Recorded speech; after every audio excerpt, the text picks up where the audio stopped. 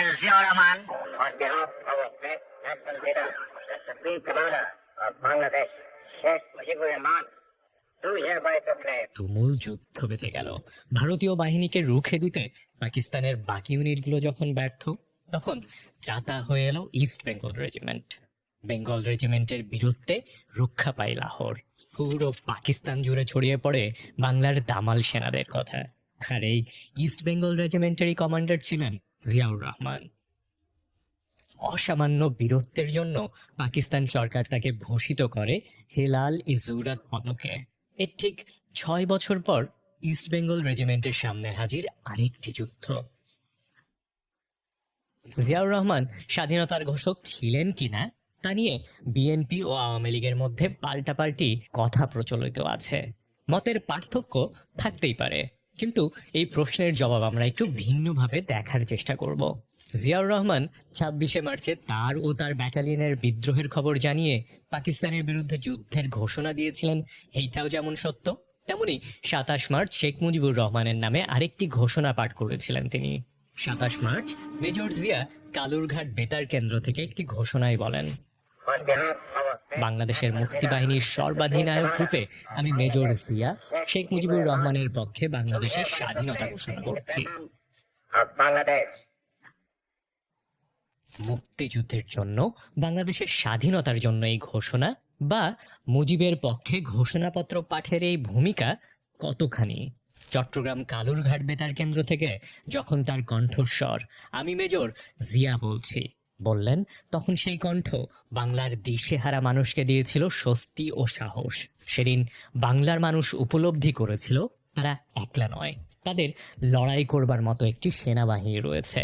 সেদিনের সেই ভাষণের পর থেকে মেজর জিয়াউর রহমান জনগণ ও মুক্তিযোদ্ধাদের মধ্যে জনপ্রিয়তা লাভ করেন, যা পরবর্তীতে জিয়াকে রাজনীতি ও ক্ষমতার কেন্দ্রে নিতে ব্যাপকভাবে সহায়তা করেছিল।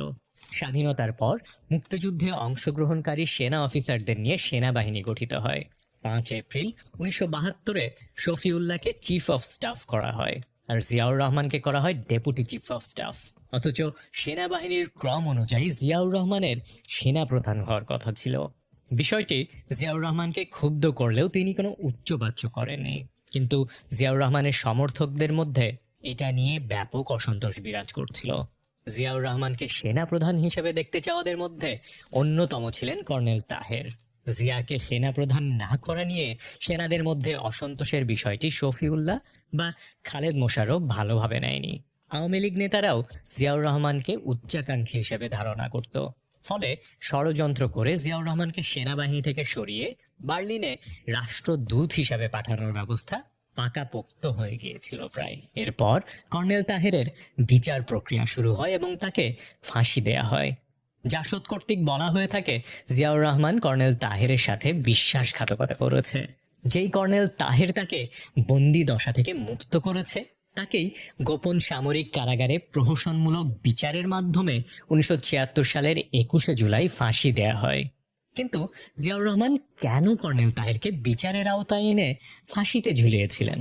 জেনারেল মাহবুবুর রহমান ও মেজর জেনারেল ইব্রাহিমের ভাষ্য থেকে দুটো কারণ খুঁজে পাওয়া যায়।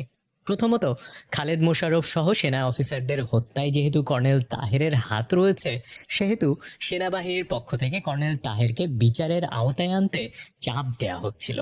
দ্বিতীয়ত, জিয়াউর রহমান কর্নেল তাহেরের পক্ষ থেকে আরেকটি অভ্যুত্থানের আশঙ্কা করছিলেন, যার ফলে জিয়াউর রহমান তার অনুগত সেনা অফিসারদের পরামর্শে কর্নেল তাহেরকে বিচারের আওতায় আনার সিদ্ধান্ত নেন।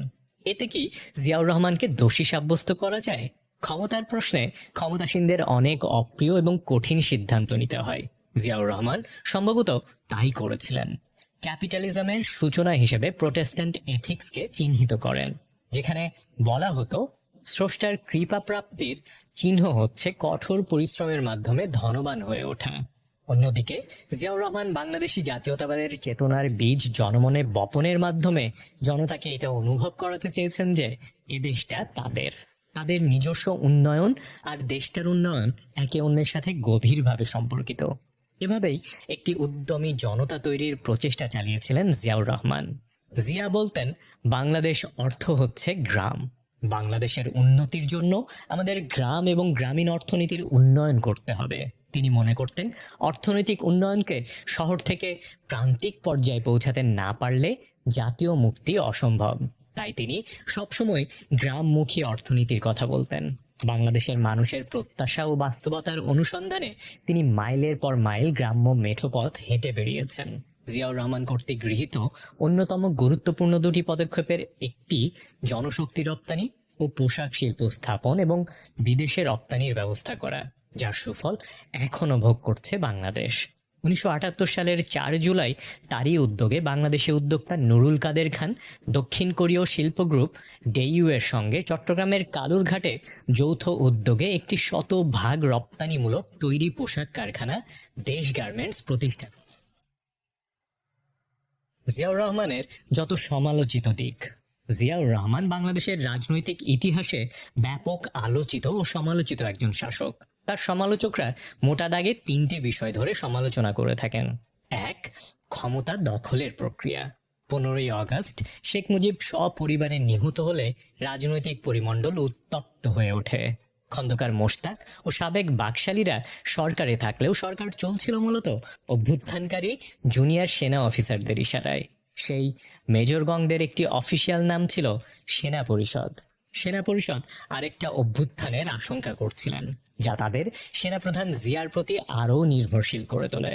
এমনিতেও জিয়াউর রহমানের প্রতি সেনা পরিষদের সেনা অফিসারদের একটা সফট কর্নার ছিল, যা নিজের প্রয়োজনে কাজে লাগান জেনারেল জিয়াউর রহমান, এবং খুব ঠান্ডা মাথায় ক্ষমতার কেন্দ্রে যাওয়ার ছক কষতে থাকেন।